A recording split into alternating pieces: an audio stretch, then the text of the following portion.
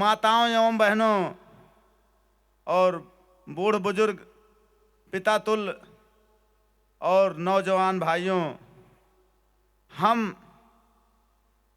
कभी ये नहीं सोचना चाहिए कि हम छोटे हैं और बड़ा काम नहीं कर सकते हैं, क्योंकि जो सोचता है कि हम नहीं कर पाएंगे वो कुछ नहीं कर पाया।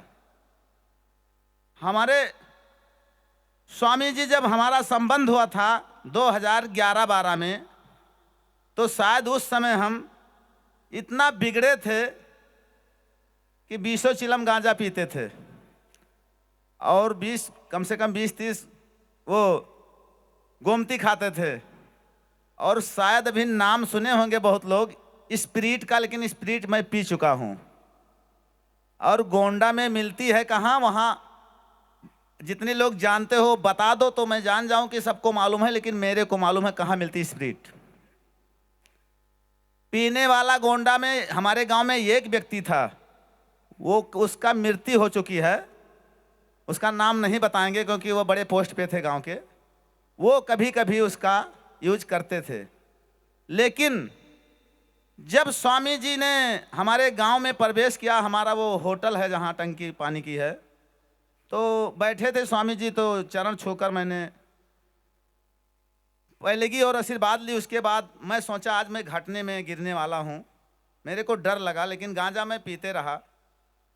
तो स्वामी जी से देख देख कर वो पीते रहा अपने लाइन पे। मैं 4-5 चिलम जब हो गया तो स्वामी जी ने मेरे को बोला कि आपका नाम क्या है? तो मैं बोला राम आशीष।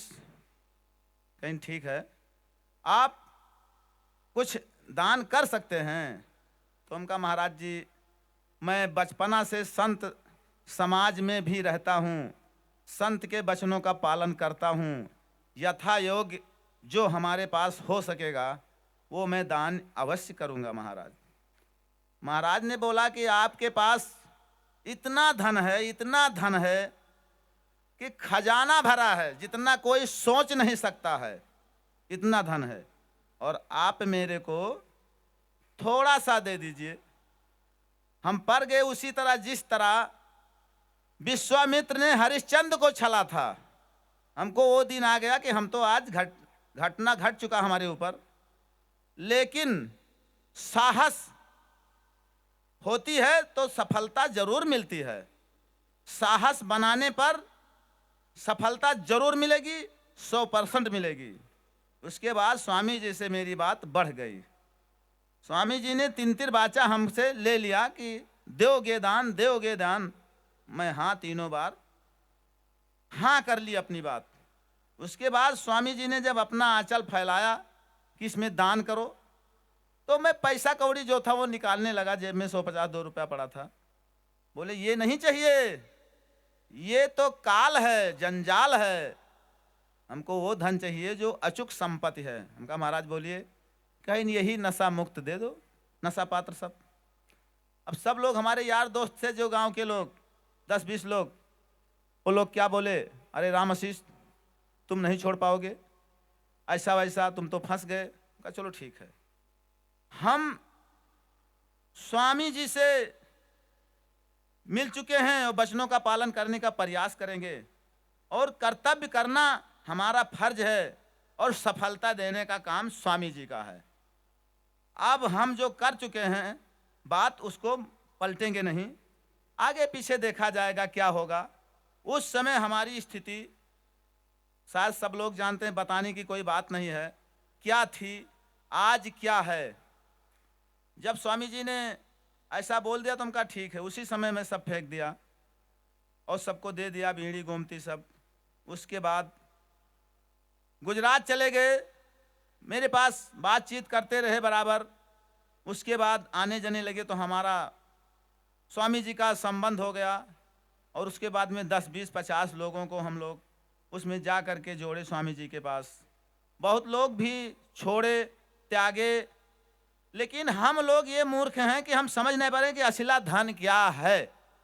कुछ लोग कहते हैं हमारे मकान है, हमारे दुकान है, हमारे बिगहा है, हमारे बैंक बैलेंस है, हमारे सोना चांदी है, लेकिन ये नहीं समझते हैं कि असला धन की क्या है कीमती। सबसे बड़ा धन अपनी शरीर है। अपने शरीर की सुरक्षा जो नहीं कर पाता है, वो परिवार की सुरक्षा क्या करेगा, समाज की सुरक्षा क्या करेगा, अपने बीवी बच्चों का सुरक्षा क्या करेगा, अपने धन का सुरक्षा क्या करेगा। इसलिए पहले अपनी शरीर का सुरक्षा करो, और जब दिशा बदलोगे तो दशा ऑटोमेटिक बदल जाएगी।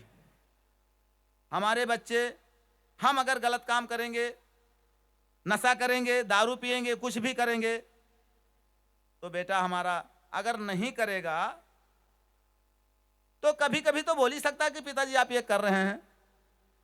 तो कम से कम जब बेटा बोलने लगे कि पिताजी गलत कर रहे हैं, तो उसको ध्यान देना चाहिए कि यह क्या कह रहा है। लेकिन दूसरा धन, पहला धन शरीर है, इसको सुरक्षित रखें। इसमें वो चीज डालें कि अगर ये तिनका आंख में पड़ जाए तो अस्पताल शायद पहुंचने में कितनी जल्दी हो जाए कि भले रास्ते में एक्सीडेंट हो जाए। लेकिन इतना खतरनाक प्रोडक्ट हम डालते हैं अंदर कि एक ऑपरेशन में लगभग ये किडनी या गुर्दा खराब होने पर हम लोग की क्या औकात नहीं है कि हम लोग बदलवा सकते हैं। तब क्या बोलेंगे, अरे वो मर गए, मरना था। ऐसा कुछ नहीं है। जीवन अपने हाथ में है, सुरक्षा अपने हाथ में है, समाज अपने हाथ में है। आज हम सोचते जैसे प्रधानमंत्री नरेंद्र मोदी जी हैं, वैसे अगर हम चाहते हैं तो मोदी नहीं बन सकते हैं, लेकिन गांव के तो समाज सेवक बन ही सकते हैं, या समाज में बैठने वाले, बोलने वाले, 10 लोगों को सम्मान देने वाले तो बन ही सकते हैं। जमार में भी सम्मान, धन से सम्मान नहीं होता है भाई, सम्मान होता है क्वालिटी। पूजा कहते हैं, पूजा किसको कहते हैं? पूजा खुद सुधार करो, पूजा वही है। अगरबत्ती लगाने से, प्रसाद बांटने से, नवरात्र रहने से ये पूजा नहीं है।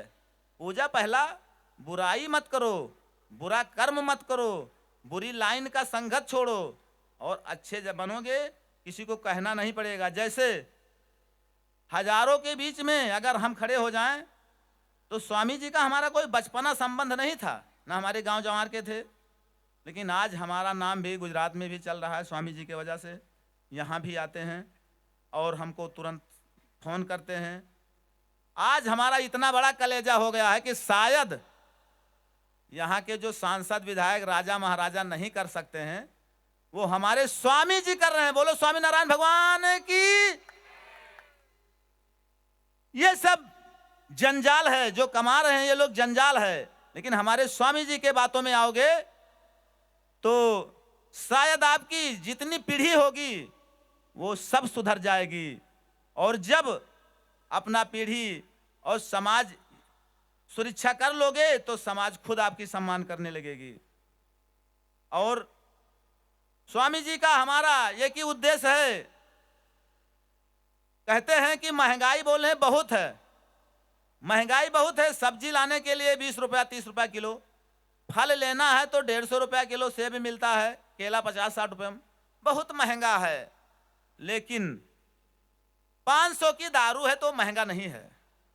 वो ग्रीन कार्ड का पैसा यार दोस्त से लेके, नात बांस से लेके बोलेंगे लड़का बीमार है और पैसा दे दो, पैसा ले लिए, दारू लाए। अनलीगल जगह लगाएंगे, बोलते महंगाई बहुत है। अगर प्रतिदिन 10 रुपया बचाना शुरू करोगे तो महीने में 300 हुआ। अगर 50 रुपया नाजायज कर रहे हो तो महीने में 1500 हुआ। 100 कर रहे हो तो 3000 हुआ। वही साल का कितना हुआ? 12 3600 हजार हुआ। ठीक है, लेकिन हम लोग की यही भूल है। और कुछ ज्यादा नहीं कहना चाहता हूं। और दूसरी चीज हमारी ये कमी है कि कहते हैं ये मैं कर नहीं सकता। गोस्वामी तुलसीदास ने लिखा है कि रामचरितमानस में कि जा पर जाके सत्य सनेहू ताहि मिलम नाही संदेहू, क्योंकि प्रण कर लेंगे तो जरूर सफलता मिलेगी। और एक बात और याद आ गई, शोले गब्बर फिल्म की कहानी। कोई बुरा नहीं होता है, अच्छा भी होता है और बुरा भी होता है। जिससे जो लोग करते हैं नशापात वो अच्छा भी है, लेकिन उसके पीछे कितनी बुराई है ये समझो। शोले गब्बर में ठाकुर सिंह ने बोला कि वीर और उसको जय और बीरू को मेरे सामने पकड़ के लाओ। तो वो बोला इंस्पेक्टर, अरे ठाकुर साहब उसको क्या करोगे, वो लुच्चे लफंगे बवाली, उनको क्या करोगे तुम। ठाकुर साहब बोले नहीं इंस्पेक्टर, यही तुम भूल कर रहे हो। तो वो इंस्पेक्टर कहता है ठाकुर साहब खोटा सिक्का तो दोनों तरफ खोटा होता है। तो ठाकुर साहब कहा नहीं इंस्पेक्टर साहब, ये तुम्हारी भूल है।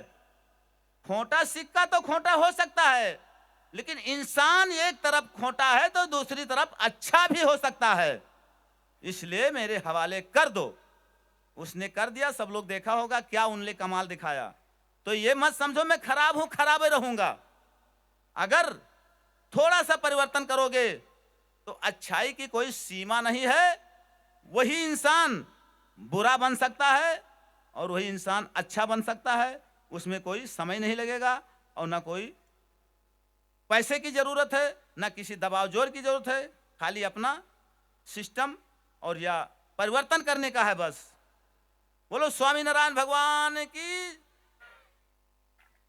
और जो टूटा फूटा हमारे से गलती हुआ है वो माफ करिएगा। और मैं ज़्यादा नहीं बोलना चाहता हूँ क्योंकि हमारे पास बड़े बड़े गुजरात के बड़े बड़े शास्त्र मुनि लोग आए हैं। हमारी धरती को, हमारे गांव को आज चारु धाम, बद्री नारायण और काशी बनारस अयोध्या सब जगह से हमारा गांव ऊंचा हो गया। आज इन लोग हमारे गांव में आ गए। ऐसे ऋषि मुनियों को समझ करके भगवान तुल्य हैं, क्योंकि आज तक कोई ऐसा काम नहीं किया। बोलो स्वामी नारायण भगवान की।